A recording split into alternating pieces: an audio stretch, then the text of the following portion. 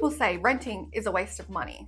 Others say buying right now might be a little too risky. In this video, I am breaking down the differences between buying now or renting now, and how to establish a long-term or short-term path depending on your financial situation. I hear a lot of first home buyers asking nowadays, should I rent or should I buy as soon as possible? When that is not the question you should be asking. The real question here is, what is the best option for me right now, given my personal financial circumstances? Renting is not a waste. Buying isn't always smart. The best choice here is actually what option puts you ahead financially, not just whether you can technically get a home loan. You see, what happens when you rent, you're not building up your own equity, you don't have long-term security of a property, you're also paying down someone else's home loan. And lastly, you're also living in somebody's property, which means you need to respect it and you need to upkeep it. What you do get is the flexibility of not being tied down to a property and its problems, which essentially means if the property starts falling apart or things start breaking, the cost is not on you, which means when you're renting, there are lower ongoing costs. However, when you buy a property, you are building up the equity in that property for as long as it is yours. You're locking in housing long term. You're giving yourself more exposure to property growth. And most importantly, you own your own property, which means you have creative freedom to do whatever you want with it to make it yours.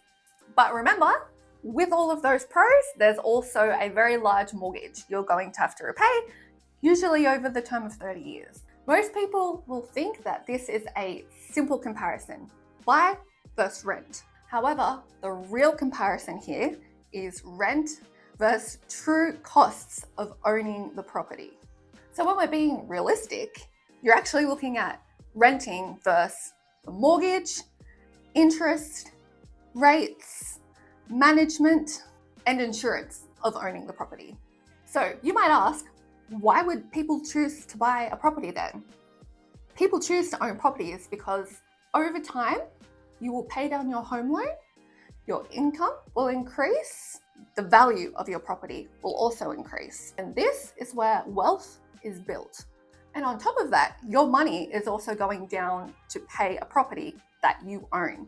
You are no longer paying off somebody else's asset.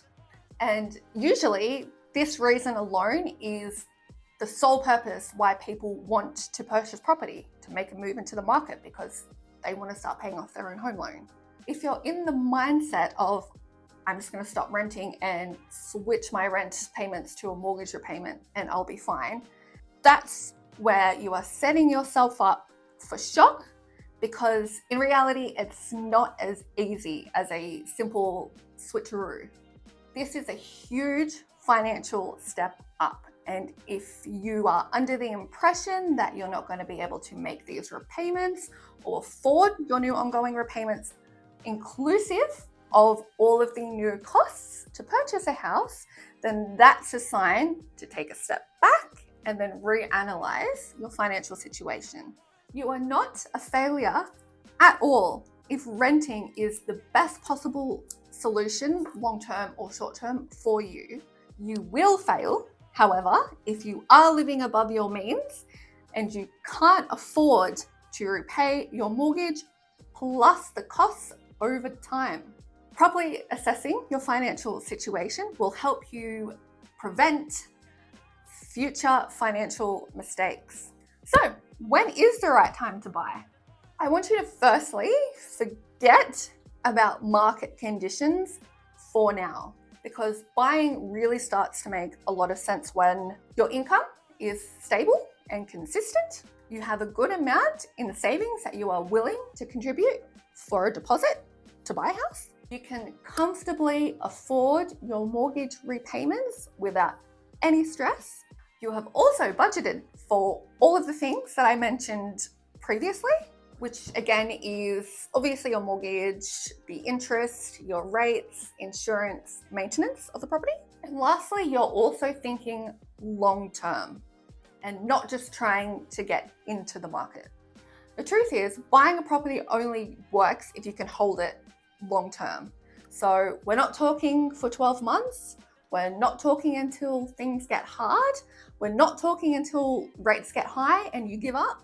Unexpected costs and life happens. You just need to make sure that you are comfortable for the next 30 years.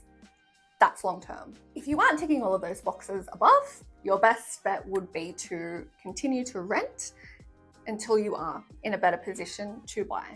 If you're not sure where you stand right now, that's completely normal. Most people I speak to are actually a lot closer to buying than they think, or they just need a clear path on how to get there.